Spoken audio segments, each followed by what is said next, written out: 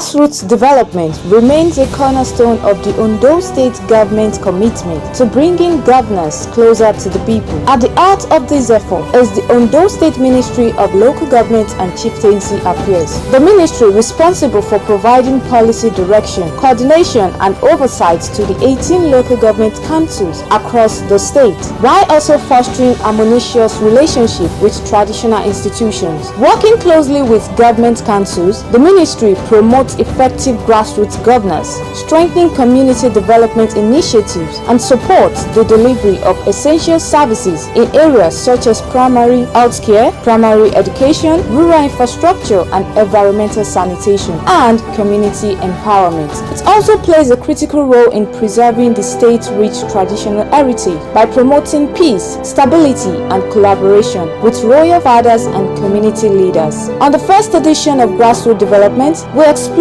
the ministry mandate, its collaborative role with local government councils, and how this partnership is helping to translate government policies into meaningful development for communities across Ondo State.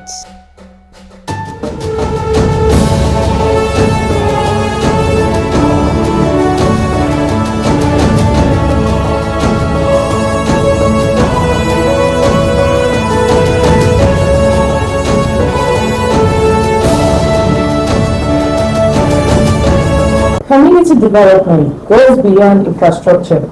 It's about impacting lives and strengthening local governance and bringing government closer to the people. Welcome to our maiden edition of Grassroots Development. Today we explore the vision of the Ondo State Ministry of Local Government and Chieftaincy Affairs.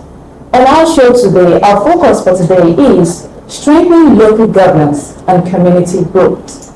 And our guest for today is Honorable Commissioner for the Ondo State Ministry of Local Government and Chieftaincy Affairs, Alhaji Hamidu Takuro. Thank you very much, Honorable Commissioner, for joining us on the show. It's my pleasure. Thank you very much for having you. Thank you very much.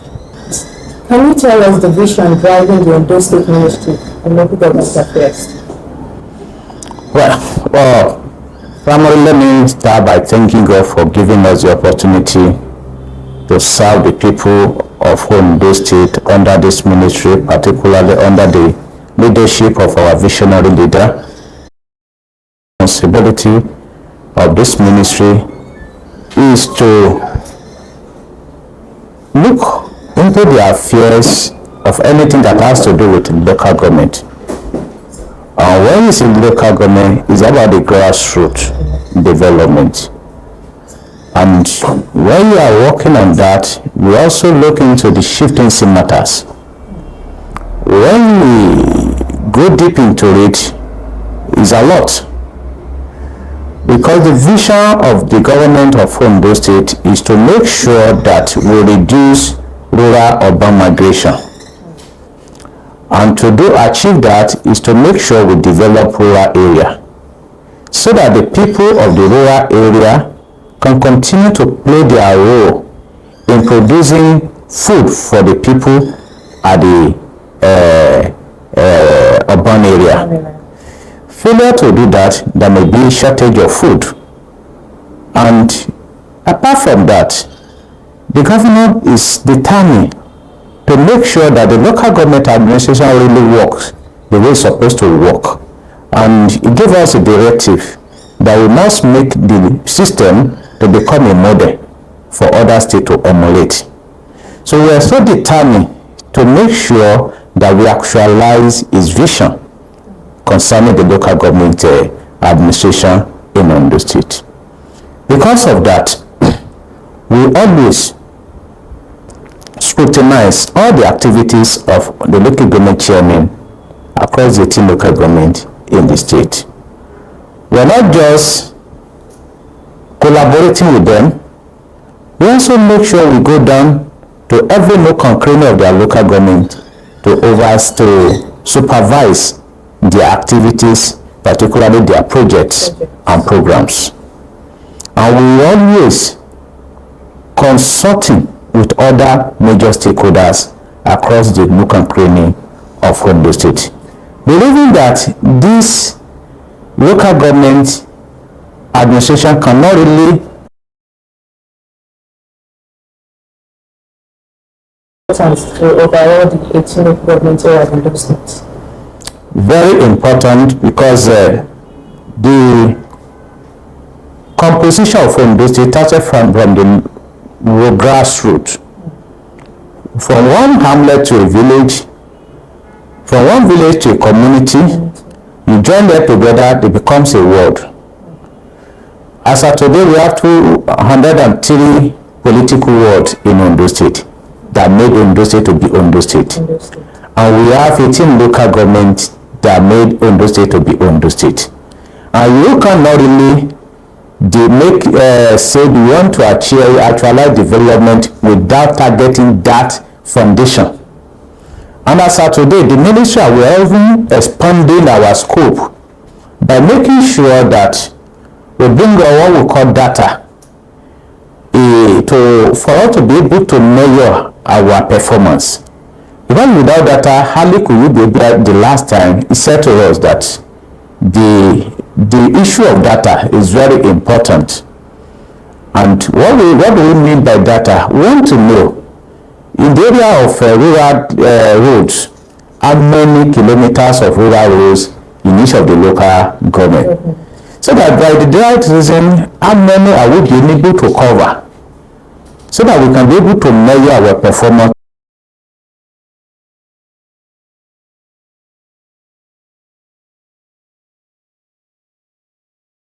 When you say Sunshine State, everything is shiny. Yes. And we want our education system to be shiny. We want our health sector to be shiny. We want to make our rural development to be shiny.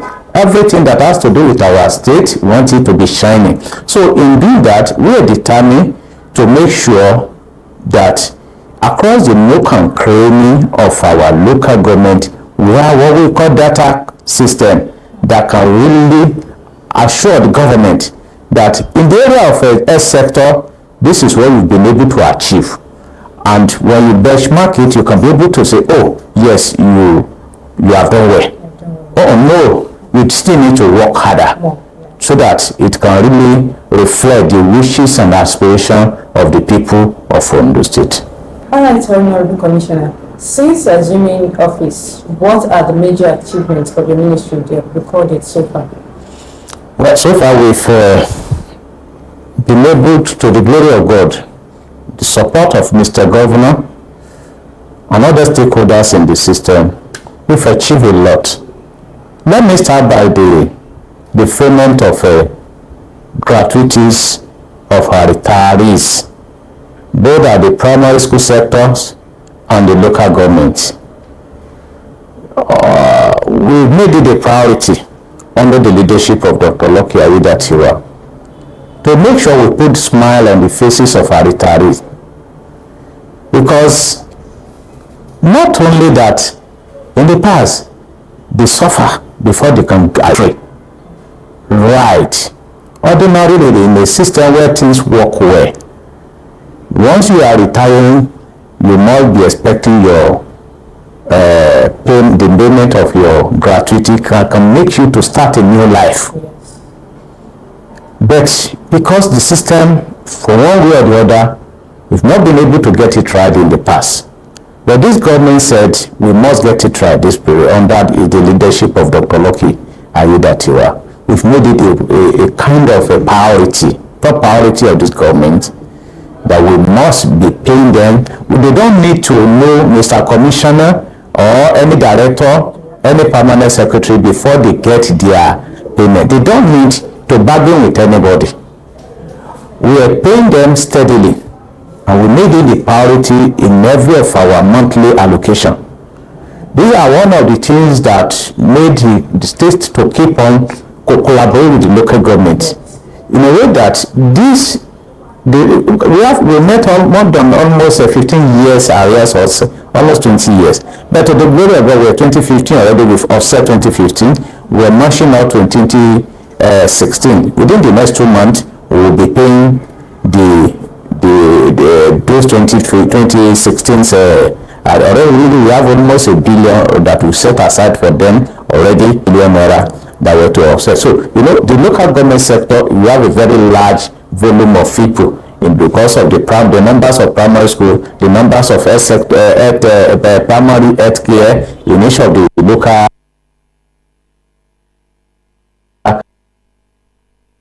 government, had them with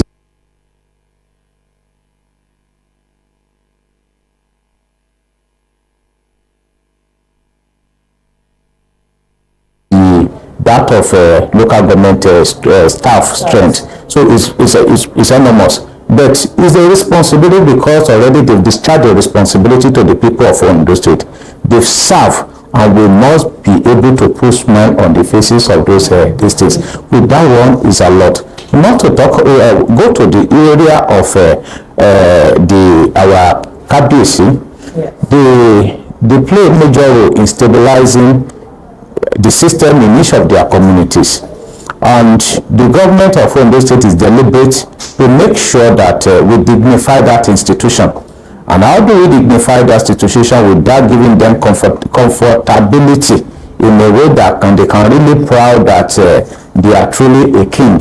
In the Yoruba language, when Ayelobanje Oba Okinjeya, meaning that they are not meant to suffer. They are meant to enjoy their life, so that they can be able to render good services to the people of their community. They are representing the governor in their respective community. And once they are doing that, the governor must also reciprocate that gesture by making sure he puts smile on the faces of the kings across the nook and cranny of Ondo State. To the glory of God today, all our KBC are riding brand new SUVs across the nook and cranny of Ondo State as of today. And their take home is very, very in line with the rules. So the government, we're still looking forward to do more for them, because there is no amount we give them that is enough for them, because for them to sit back in their various community, see into day-to-day activities, marriage crises, series of things that they are settling in their. If they are bringing all those crises down to the ministry or to the local government, no government can be able to run it. So we appreciate that and continue to honor them. Like in those states as a study now, we have most of our campus here are more enlightened. They are graduates, they are professors, they are PhD holders, they are lawyers, they are chartered accountants. So they are industrious. So, and that of them are bringing a lot of innovation to the monetary system in Ondo State. And we want to continue to partner with them, we respect them, we will continue to honor them. And apart from that, we have been able to have a series of meetings with our councillors and the chairman in order to make sure they coexist peacefully in their various local government. Earlier before, we do have a crisis between councillors and chairmen, but under this administration we'll be able to step into that to let them know why there is need for them to work as one entity. Are you getting me? The councillors are very important in local government administration, and we give them their right to operate as councillors because they are the true face of their ward. They are not number one citizen of their wards, and we need them to realize that achieving that, they can only achieve positive development to attract positive development to their communities through collaboration with the chairman, not by fighting the chairman. There are things they can do that can always bring development to their respective ward. I know their vision is to make sure that they have something to deliver in their various wards. Under their leadership as councillor in their ward, they've been able to achieve this, and these things have been sinking down across the wall, across the nook and cranny of the local government. So supervision that we are doing to their project has really helped us a lot, because by the time we partner with Ondo State Bureau of Public Procurement and also the media to make sure that the people of Ondo State really see the value of the allocation given to us in Ondo State. Because some people are in doubt that all the money given to the local government, what are they using it for? We want to be able to beat our chest that this money, there's allocation that is meant for the local government, are truly spent to the people of that local government towards the development of that particular local government. Major achievements of this ministry under the leadership of Dr. Loki Aiyedatiwa is to foster unity in all the communities across the nook and cranny of Ondo State. That's why we are so busy in the ministry. Let me commend our team staff in the ministry, because this is a ministry where a lazy person cannot work with. We can't cope with us, because we work from 8 o'clock till 9 o'clock in the night. 8 o'clock in the morning, 9 o'clock in the night. But most of our people, they are married. I always appreciate their husband, because they have to bear with us. It is not because of anything, it's because of the activities of the ministry. Most of the days, we will be in meetings for hours, 5-6 hours, settling community crisis between one community to another community. In selection process, we want to always make sure that before any cabinet emerge, we want to clean the process and want to make it rancor-free election process. We don't know. We always want the wish of the community to prevail, so that if they were the one that nominate their candidate, definitely they will obey his command. But if the government imposed someone on them, it may take time for them to be able to align with such a candidate. And we know the traditional setting. It has a lot of intricacies, and as far as the government is concerned, we always want a system where Ondo State can always place above others in selection process. Meanwhile, there are a lot of many people are aware. There are a lot of exposure. When the state we are politically sophisticated, and you cannot deceive anybody. So it takes us a lot of time for us to intervene, and doing that, it takes a lot from us. But we are determined to sustain that, because what we're deriving from it is peace. There is peace, at least over 90-something% of the communities, whenever we had any rumor or any kind of information that something crisis is looming in any of the community, we align with the directive of Mr. Governor. Mr. Governor's vision is flood-free. He wants flood-free state. Whatever the situation, whatever the case may be, that we must do whatever we can to collaborate with the Ministry of Environment. And that was why for the past few years, you can see our amphibian machine working in each of the local government. One is finishing from one local government, is moving to another local government. As at now, maybe they should be in Akure South now. I think they left Akure North last week. They should be in Akure North. We've received another messages from Akure from Ileluda. So collaboration between the local government and state has really saved us a lot of things when it comes to flooding. So for us to be itemized, what we've been able to achieve is enormous. All right, thank you very much, Honorable Commissioner. What role do you result then? Number one is ministry. When it comes to ownership, there are two ways to it. Number one, selection process. In many cases, there is one that always bring issues in most of the community. And what we found out is that most of the community do not have agreeable or acceptable chieftaincy declaration. And because of that, this ministry, with the approval of Mr. Governor, set up a committee headed by my humble self to see into chieftaincy declaration matter in Ondo State. And this really helped the system. Within the next few days or so, we're taking it to the State Executive Council for approval. Because we've been able to discover that what really caused crisis in most of these local government when it comes to selection process is about non-agreement or of a chieftaincy declaration.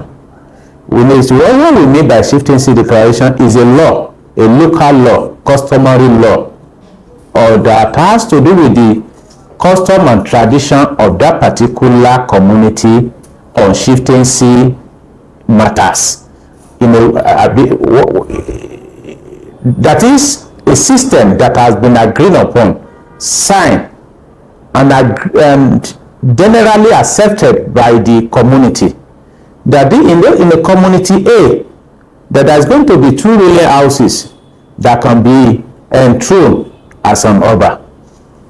There's going to be rotational order from A to B. Are you getting me? Yes. So all these things will have been embedded in that. Then the case that the KBAC join his ancestor, what will happen? Regency. Who is to be the regent? That will have been there. And after that, how many months? The chief law say 3 months. And that person is expected to leave after that 3 months once another order is enthroned. So all these things will have been there. And how many kingmakers is accrued to that community in line with their custom? Some community has 3. We have a community that has 1 kingmaker. Meanwhile, we have a community that has a 20-something kingmaker. It's about their custom and tradition. We are not imposing the will of the government. We just sit down in the palace and within his family alone and say this is the chieftaincy declaration of that particular community. The KBAC is to navigate by making sure he call all the sons and daughters, the citizens of that community, even the non-native of the community that reside in that community. They have the right to know what is happening in that community. The only thing they cannot become, they cannot agitate to become a noble. But they have the right to know what is happening in the community they are living. So in that process, that was the process we adopted. And in that, we've been able to settle a lot of issues. The few ones that we've not been able to settle is because of litigation. Some of them we've been able to persuade them to withdraw their matter. Some of them withdrew. And today, we are progressing. But the little one that we've not been able to, we cannot force them. Yes. But we believe if any community is really yearning for development, they must compromise so that they can be able to achieve peace. Peace. Thank you very much, Honorable Commissioner. On a final note, what message